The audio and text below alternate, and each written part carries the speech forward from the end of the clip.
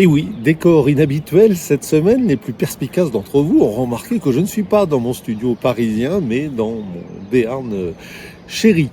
Si je vous dis numéroter ces abattis à tire-larigot, ça ne vaut pas tripette. Vous aurez reconnu des expressions populaires, mais ces expressions populaires utilisent des mots très rares.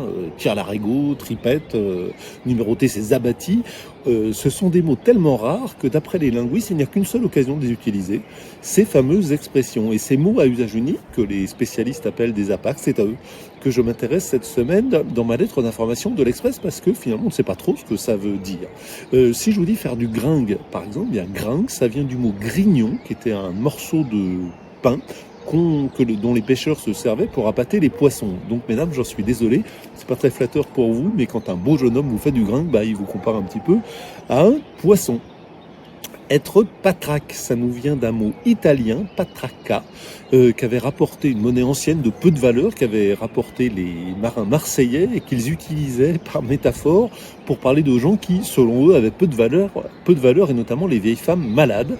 Et ça nous a donné être patraque, être malade.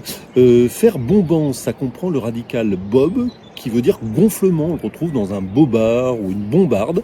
Et donc, faire bonbon, ça s'est spécialisé dans le domaine de l'alimentation. Faire bonbon, c'est faire un gros festin. Voilà, des expressions comme ça, il y en a plein. Être dans la panade, des querelles intestines, etc. Je les explique dans la version écrite de la lettre d'information de l'Express, désormais gratuite. Donc, vous n'avez aucune raison de ne pas vous y inscrire. Très bonne semaine à tous.